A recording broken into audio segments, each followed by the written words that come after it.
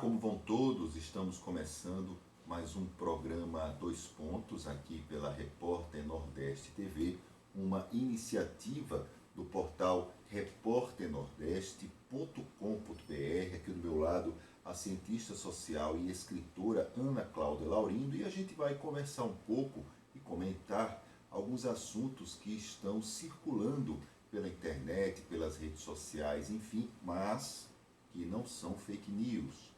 Jair Bolsonaro sancionou lei que destina R$ 1,5 bilhão de recursos antigos que estavam no Fundo de Assistência Social Nacional para ações a pessoas vulneráveis durante a pandemia.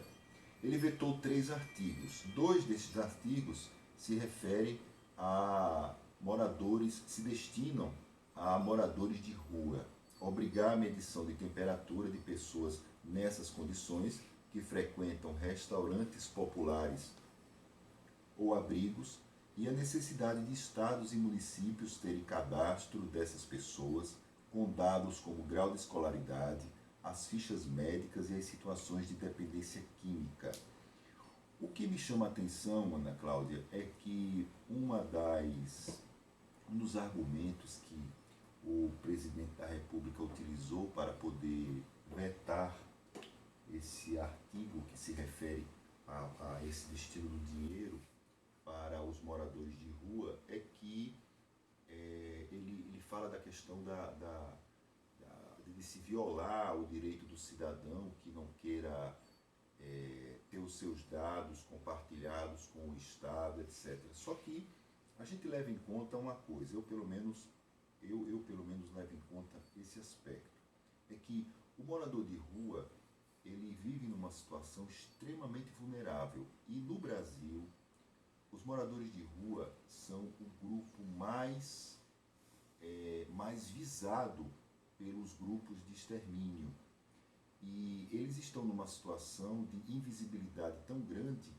que, se os órgãos públicos não tiverem dados a respeito dessas pessoas, como nome, CPF, se elas tiverem, certidão de nascimento, se elas tiverem, enfim, se eles não tiverem dados, essas pessoas podem simplesmente desaparecer das ruas, desaparecer intencionalmente, levadas por esses grupos de extermínio, ou simplesmente serem sumidas de maneira proposital, e nunca vai se contabilizar a morte dessas pessoas, a existência dessas pessoas. Então, é claro que uma situação como essa, ela é muito excepcional, mas, diante do presidente Jair Bolsonaro, que já trata índios da maneira com cloroquina, que chama os negros quilombolas que pesam arrobas, enfim, como se eles fossem animais, população de rua que não seja identificada, isso é um grande benefício, no caso, para quem não quer visibilizar que é invisível. Seria assim? Olá, Odilon. É sempre um prazer estar aqui dialogando com você, fazendo essas reflexões pertinentes. Cumprimento você, internauta, que é sim a motivação que nós temos para a continuidade desse trabalho. E se tem uma coisa que nós não podemos reclamar nesse contexto bolsonarista que infelizmente nós estamos a vivenciar, é de material para análise de sociedade. Exatamente. Porque, olha, o governo Bolsonaro, ele consegue trazer coisas que há muito eram jogadas para baixo do tapete, seja convencionalmente, seja pelas camadas de vernizes de ética ou de politicamente correto, seja também porque existia mesmo um clima de mais respeito aos direitos humanos, e esse clima está cada vez mais disperso. E isso sim é uma política de Jair Bolsonaro, é a exaltação do politicamente incorreto e a diminuição do discurso humanitário, humanizante. Então, a população de rua, ela é uma categoria que revela muito sobre o capitalismo, sobre a cultura liberal, sobre a sociedade que nós temos, sobre valores, ética, estética política, estética urbana. É um viés amplo que traz muitos tipos de debate. Mas vamos começar pelos vetos de Jair Bolsonaro. Vetos considerados assim terríveis, porque quando um presidente da República, em um país que está vivendo uma pandemia, ele se concentra em vetar itens que oferecem tão pouco a quem não tem nada. Porque olha bem o que significa aferir temperatura, Que já existe. Que uma já medição de temperatura para um público vulnerável, que não tem nada, que está abaixo da miséria. E o que significa cadastrar pessoas que estão em situação de rua? Aí sim significa muito. Significa dar existência material a estas pessoas.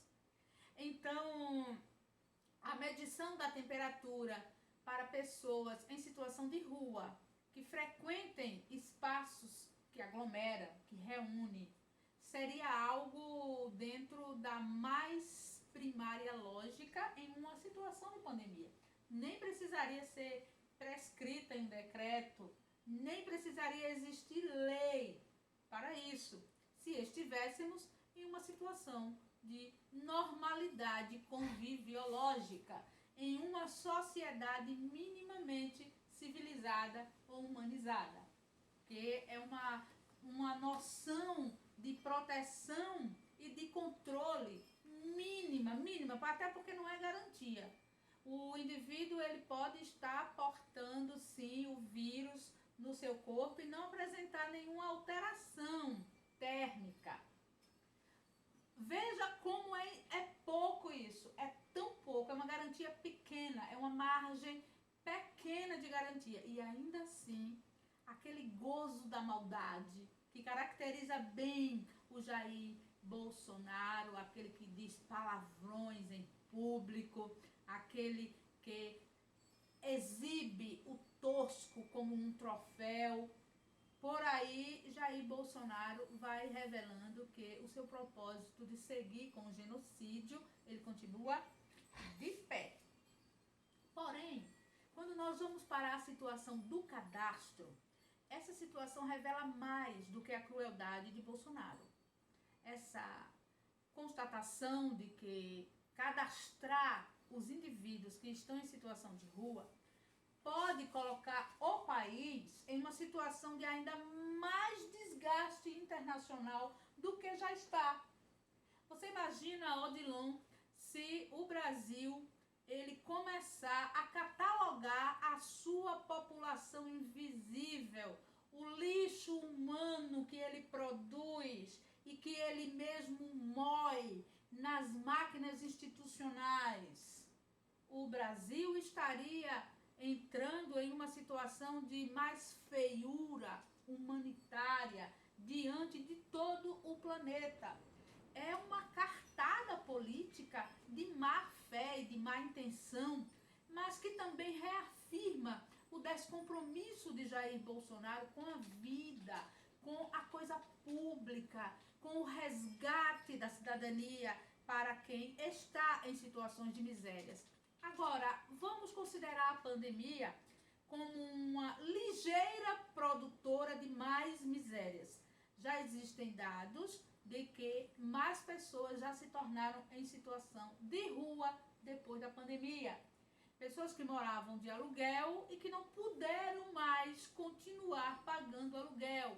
Ora porque eram trabalhadores que perderam os empregos, ora porque trabalhavam na informalidade e perderam público. Fato é, a pandemia, ela parece ser uma aliada de Jair Bolsonaro. E aí afeta pessoas reais e anônimas aos borbotões. Elas se transformam em massas, principalmente nos grandes centros urbanos, onde quase que não há controle desse fluxo. Exatamente. Você imagina se o cadastro destas pessoas, ele revela toda esta podridão que a política esconde por trás dos discursos, das falácias dos politiqueiros tradicionais do nosso país. Não somente em dimensão nacional, como nós reafirmamos o nosso repúdio, porque nós estamos principalmente vivendo um período diferenciado com a pandemia, mas trazendo para cada local, para as unidades da federação, para os municípios, nós percebemos uma sintonia com esta política, e não é de hoje. As unidades da federação, na pessoa dos governadores, também não demonstram interesse pela população em situação de rua. Não demonstram interesse por quê? Porque dá vida oficial, estatística a estes indivíduos é revelar que não existem políticas públicas para eles. É abrir a possibilidade de que se inflame uma luta para que estas políticas públicas elas ganhem corpo, elas se materializem.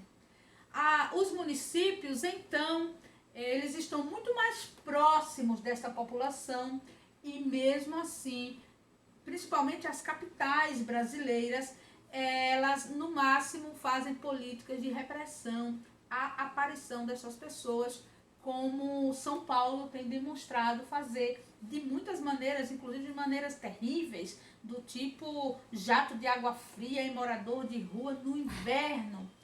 Então, nós realmente, a cada dia que nós vamos pegando vieses da sociedade brasileira para análise, nós vamos ficando com cada vez mais repúdio daquilo que é gerado de maneira corriqueira, naturalizada, banalizada, e tendo a vida humana como sacrifício cotidiano. Se nós formos abrir esse leque, nós vamos encontrar a situação da infância, a situação da mulher, a situação da velhice, a situação do negro, a situação do cigano, a situação do indígena. Olha, o leque vai ser enorme, e isso tudo dentro da perspectiva da pessoa em condição de rua. Porque existem muitas pessoas dentro destes conglomerados, destas categorias, destes agrupamentos, que estão em situação de rua e que estão vivendo agora esse risco aumentado. Já era uma situação de risco que se tornou ainda maior. Tudo isso nos conclama, enquanto cidadãos, cidadãs brasileiros, a olhar para o nosso país como nosso, a assumir uma identidade de pertença e começar também a nos inquietarmos com estas situações. Se o nosso silêncio continuar conivente, se existir somente silêncio, políticos como Jair Bolsonaro conseguirão emplacar o seu genocídio para muito além do previsto e não será contabilizado. Daí a importância de se haver o cadastro das pessoas que moram nas ruas. Isso não significa que é a invasão da privacidade dessas pessoas. Ao contrário, são formas de proteção desse público. Veja, por exemplo, o que aconteceu lá em São Paulo. A polícia confirmou que foi encontrado veneno de rato misturado à comida doada por uma igreja evangélica a moradores de rua que foram mortos, que apareceram, aliás, mortos, lá na cidade de Itapevi, alguma coisa assim, na Grande São Paulo. Um garoto de 11 anos que também comeu o alimento de uma das marmitas permanece internado, sem previsão de alta. Você imagina o seguinte, que os estados eles têm uma grande resistência, os estados e municípios, de poderem contabilizar os seus moradores de rua, porque quando você contabiliza, você dá existência a essa pessoa e o Estado tem a obrigação de incluir essa pessoa em programas sociais para poder ajudá-la a retirar da rua, se ela obviamente quiser. Então, veja como o Estado brasileiro, o nosso Estado brasileiro, os gestores do Estado brasileiro, e não são apenas os gestores do Nordeste, não, são os gestores do Brasil inteiro, eles são antigos, atrasados. Isso aqui, que eu acabei de ler para os amigos telespectadores, a respeito lá de São Paulo, nós estamos falando de São Paulo, é grande São Paulo, o estado mais desenvolvido do país, enfim, referência na América Latina em relação à economia. E olha só, veneno de rato na marmita distribuída a moradores de rua. Quer dizer, eles não são gente. Você Eles percebe são bichos que devem ser exterminados, que pragas. São tratados como pragas, né? já extrapolou, já chegou ao cidadão. Você imagina que se uma igreja ela mobiliza indivíduos para fazer uma assistência imediata, porque a alimentação ela é uma assistência imediata. Exatamente. O corpo tem fome. Nós fomos educados a ter no mínimo 3 alimentações por dia e quem está em situação de rua vai precisando mesmo de apoio, apoios filantrópicos, apoios caritativos. Imagina o indivíduo que é estimulado a cometer esse crime num espaço de caridade, numa ação que seria humanitária, mas isso é reflexo do ódio. O ódio que entranhou no indivíduo e ele não se sente culpado, ele não tem peso na consciência em envenenar pessoas que têm fome, oferecer comida envenenada para as pessoas que estão em situação de rua, indica que os que fizeram isso, eles estão adoecidos na sua interpretação de sociedade de um modo que desejam varrer. E já é o cidadão fazendo a sua parte no extermínio do incômodo, do lixo social, do lixo urbano. Já desumanizou. Existem algumas teorias que elas são muito importantes de levar à reflexão, quando elas dizem que antes de exterminar alguém, o indivíduo exterminador, primeiro ele já retirou a humanidade daquele ser. Exatamente. Então, a pessoa em situação de rua, ela já não era gente. O indivíduo que colocou o veneno na comida, ele já desumanizou, já transformou em puro lixo, puro incômodo, puro obstáculo, e envenenar, matar, chega a ser uma contribuição social, porque a cidade sem pobreza, a cidade sem miséria, a cidade sem vício, ela é uma cidade limpa. Perceba, Brasil, para onde nós estamos caminhando. Contra quem? Contra brasileiros. Contra pessoas que são irmãos de pátria. Então, o risco de nós perdermos este fio condutor que nos mantém civilizados, que nos mantém humanizados, ele está latente. Não é um julgamento moralista, é muito bom que isso fique claro aqui. Não é nosso perfil fazer julgamentos moralistas nem moralizantes. São análises. E esta é uma análise que nos fere, que nos dói fazer. Porque a desumanização do gesto é reveladora de que o momento político brasileiro ele está surtindo efeito na cabeça de civis. São pessoas que estão contaminadas pelo ódio e estão dando a sua parte de contribuição no genocídio. Sérgio Moro, como ministro da Justiça, ajudou a construiu a Secretaria de Operações Integradas, CEOP, dentro do Ministério. Na prática, a CEOP, recentemente, uma secretaria desconhecida, mas ficou na vitrine do governo Bolsonaro porque ela listou, no mês de junho, 579 agentes de segurança pública estaduais e federais, alguns com fotografias e endereços de redes sociais, todos considerados oposição a Jair Bolsonaro. Sérgio Moro foi juiz da Lava Jato. Segundo mostrou The Intercept, atuava também como promotor, como xerife, como advogado, enfim. Augusto Aras, procurador-geral da República, diz que a Lava Jato de Curitiba tem informações não compartilhadas com o Ministério Público Federal de 38 mil pessoas.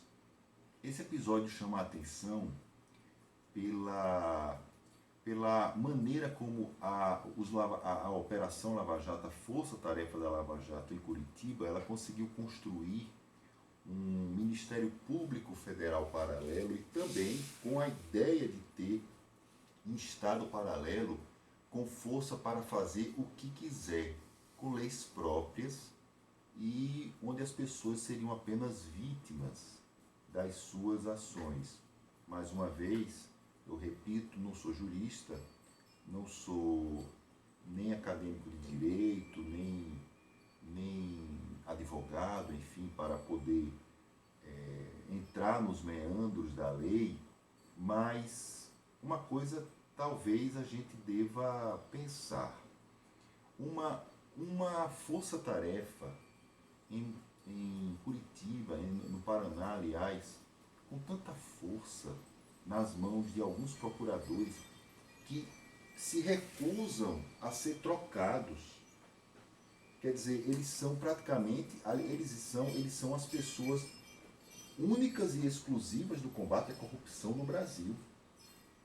Então eles devem ser colocados na força-tarefa da Lava Jato, devem se tornar não procuradores da República, e sim lavajatistas, com a única capacidade de poder resolver, digamos assim, os problemas de corrupção que o Brasil tem. Nós sabemos, e o The Intercept revelou isso muito bem, como era a atuação da Operação Lava Jato quando o juiz era Sérgio Moro. E hoje a gente observa o procurador da República, Deltan Dallagnol, reclamando a respeito do procurador-geral da República, Augusto Aras, que existem críticas da maneira como ele foi escolhido pelo presidente Jair Bolsonaro, ele não estava na lista tríplice, etc, enfim. Mas a gente precisa lembrar que o Augusto Aras, ele é superior hierárquico do Deltan Dallagnol, ele é chefe do Deltan Dallagnol. E o Deltan Dallagnol, lá no Paraná, ele se recusa a compartilhar as informações dessas 38 mil pessoas. Com que objetivo? É para se criar um Estado paralelo? É para se ter exclusividade nas ações? É para poder usar os segredos dessas pessoas contra elas? É isso? Infelizmente, esse perfil de Estado paralelo, ele foi muito reforçado com as intenções que nós conhecemos, que era retirar o ex-presidente Lula do cenário eleitoral e todas as ações que a Lava Jato, de algum modo, acabaram avalizando, que repercutiu de maneira desastrosa em muitas vidas, em muitas histórias. Lembremos que a perseguição aos reitores de universidades federais, acontecendo meio que ao bel prazer, com caráter intimidatório, vexatório, exibicionista, tudo isso a revelia do que deveria ter realmente acontecido, mostrou que um Estado paralelo se ergueu no Brasil com a senha da Lava Jato e pôde afetar, entrar, invadir, ocupar, gerar até fundo milionário. Então, verdadeiramente... Bilionário. Então, Dallagnol, ele se mostrou de uma capacidade de ser ardiloso e de agregar interesses nessa mesma linha que é fantástica. É muito interessante quando nós vemos neste cenário brasileiro pessoas que participam em tese deste mesmo nicho de poder, como é o caso do Aras, fazendo esses questionamentos. É importante que isso ocorra pela posição que ocupa, como bem frisou Odilon, na hierarquia ele é chefe do Dallagnol. Mas é muito interessante quando nós vemos que entre si eles começam a divergir, eles começam a desentranhar aquilo que estava oculto. Por que este banco de dados tão intenso? Por quê? Qual é o objetivo de se ter informações de tanta gente? Aplicar o sonhado pós-AI-5 já está em curso e o Brasil ainda não percebeu com esta característica e com esta precisão. Por que um banco de dados? Isso é um questionamento que tem ecoado e precisa ecoar mais, precisa ecoar inclusive com muito mais incisão, para que a Lava Jato dispõe dos dados de tantas pessoas e entre elas as pessoas que particularmente discordam do perfil político vigente. É lamentável, sempre foi lamentável, mas é desastroso, porque as instituições brasileiras, elas haverão de colher o que plantaram. E elas talvez já estejam começando a fazer esta colheita ainda de maneira muito leve, muito leve.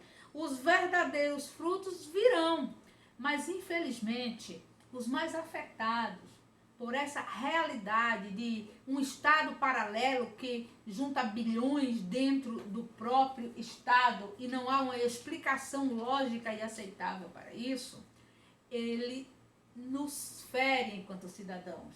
Porque chega a minha e a sua casa, internauta. Chega em forma de mentalidade distorcida, notícia falsa, perda de direitos, agressão em um momento de pandemia, retirada da esperança, do sonho e da vontade de viver. Enquanto Dallagnol nada na sua vida cômoda, cercada de jejuns e PowerPoints, a nossa realidade está cada vez mais dura, está cada vez mais difícil de ser processada.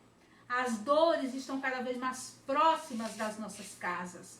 O Brasil beira 100 mil mortes.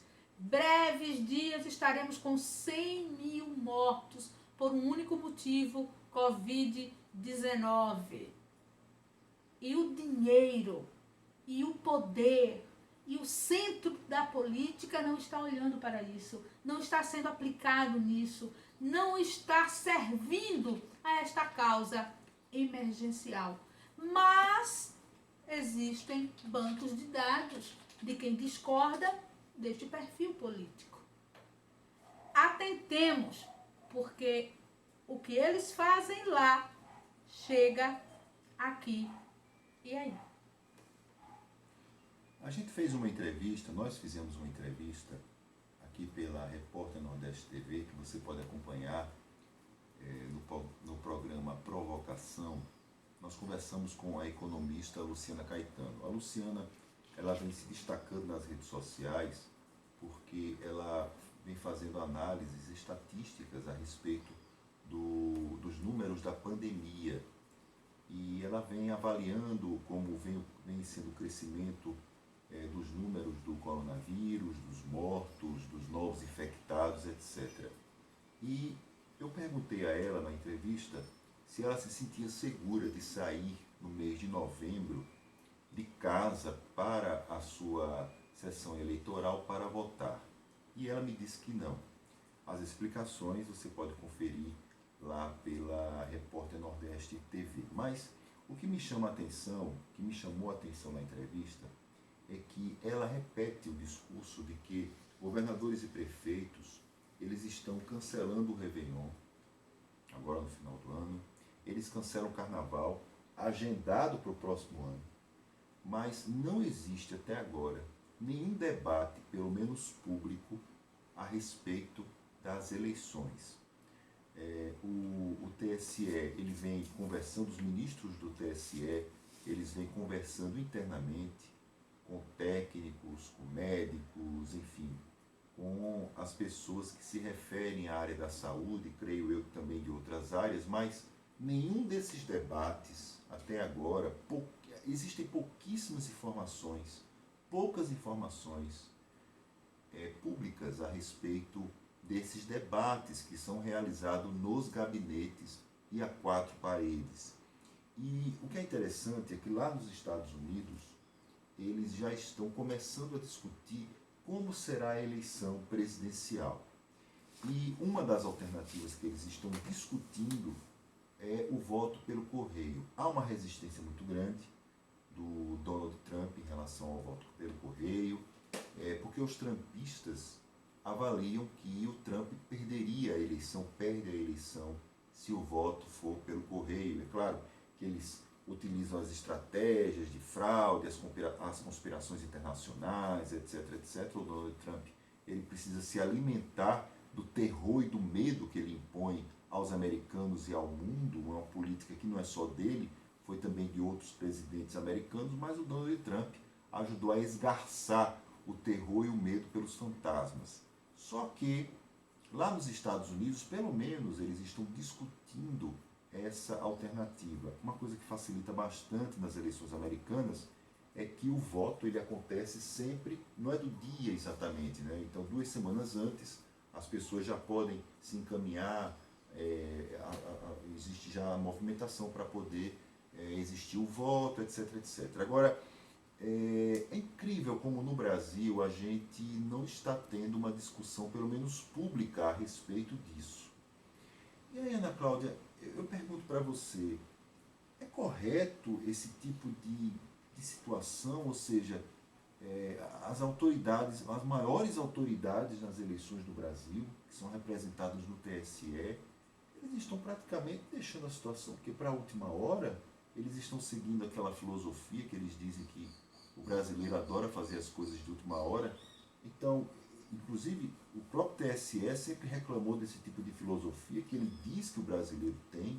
Então o TSE está seguindo a mesma filosofia que ele sempre combateu, é isso? Olha, Odilon, o Tribunal Superior Eleitoral no Brasil, ele é uma mola mestra na vida do brasileiro, porque dentro da sua alçada se dá aquilo que vem se tornando cada vez mais determinante do que nós comemos, vestimos, da maneira como dormimos, que remédio tomamos, como somos atendidos nos hospitais e se vivemos ou morremos. Olha a pandemia mostrando isso aí. Então o TSE, que parece ser apenas um espaço normativo, ele é fundamental e ele tem sido fundamental, porque as ações do TSE, elas permitem ou negam o avanço da forma como as políticas eleitorais elas se concretizam. Nós sabemos que o Brasil ele se divide em 2 discursos. Um que diz que nós temos políticas eleitorais. Esse é o que o TSE encampa de maneira pública. E outro que é empírico, que é vivido no dia a dia e que sabe que nós temos políticas eleitoreiras. Olha, existe um paralelo entre eleitorais e eleitoreiras que o TSE sempre passou muito pano e não levou em conta a influência das políticas eleitoreiras nos rumos desta nação. Tendo conversado com pessoas que estão na condição de pré-candidatos a vereadores nos últimos tempos, eu tenho feito o questionamento. E as eleições com a pandemia? As respostas são unânimes. Tem que acontecer. Sabe por quê? Tem que acontecer? Porque é do interesse de quem está no poder mantê-lo. É do interesse de quem está pleiteando o poder brigar por ele. E isso está ultrapassando os espectros de direita e de esquerda. Inclusive, nós estamos vendo que a esquerda brasileira, ela já está tão misturada neste afã que já não está fazendo diferença discursiva, diferença de postura neste caso, que é uma situação delicadíssima. Não é somente a economista Luciana Santana que não está se sentindo segura para ir às urnas no ano de 2020. A cientista social Ana Cláudia Laurindo também não se sente segura. O que é que pode acontecer a partir disso? A partir disso, votos considerados votos de qualidade, porque são votos ideológicos, porque são votos raciocinados, discutidos, postos no embate, no debate, na análise. Estes votos podem não chegar às urnas, porque os indivíduos estarão preservando a sua segurança. A democracia, nos moldes como ela está construída no Brasil, ela diz que se existir um voto válido, o indivíduo está eleito. Então, estes governantes locais, prefeitos e vereadores, que estão demonstrando extremo pouco caso para com os cuidados e as prevenções na situação da pandemia, mas estão disputando voto de maneira já ensandecida, para eles, se existirem 2 votos na urna, eles podem ser eleitos, é o que o sistema diz. O sistema vai contabilizar percentual. Então, olha bem, TSE, cumprindo a sua função histórica de passar pano para o poder. O TSE não é diferente de outros tribunais que nós temos aqui no nosso país e que historicamente agem à revelia do povo. Os interesses do povo, a voz do povo, as expressões do povo, onde elas são contabilizadas por estes tribunais. Mas os interesses do poder mediados por outros representantes do poder, porque aí o poder é estratificado. E nós sabemos que existem contatos entre status, estamentos, castas, toda esta lógica de construção poderosa que atua numa guerra de forças. Quem representa o povo legitimamente nestas esferas hoje? A representação do povo hoje é mínima. E elas ainda estão concentradas, sim, em alguns partidos de esquerda, mas com vozes bem diminuídas. Porque a explosão do bolsonarismo colocou nestes cenários da política nacional as vozes afins a Bolsonaro. Então, a esquerda hoje, para conseguir movimentar as vozes que representariam o povo, e agora eu estou falando não da esquerda que está concorrendo, mas da esquerda que está lá na Câmara, no Senado, esta esquerda, ela está sendo cada vez mais cerceada, ela tem a sua expressão diminuída. E se não fosse a internet e as redes sociais, talvez nem estivéssemos ouvindo falar sobre a presença da esquerda, defendendo sim os interesses do povo lá em Brasília. Então o quadro é gritante. Nós esperamos sinceramente participar como votantes nas eleições que virão, mas de maneira segura, sem colocar as nossas vidas no risco da contaminação. Porque olha bem, Odilon, se existiu uma política para retirar a biometria por causa do contato do dedão, mas qual política vai nos proteger das aglomerações nas filas, de pegar a mesma caneta, de tocar na mesma urna? Qual política? Nós vamos estar expostos, sim. Nós sabemos que o uso de máscaras atenua muito esse processo do contágio, mas nós sabemos também que, além do uso de máscaras não zerar a possibilidade, ainda existem aqueles que não usam máscaras. Quantos casos no nosso país que chegou até assassinato, porque alguém foi abordado para que usasse uma máscara para entrar em um estabelecimento?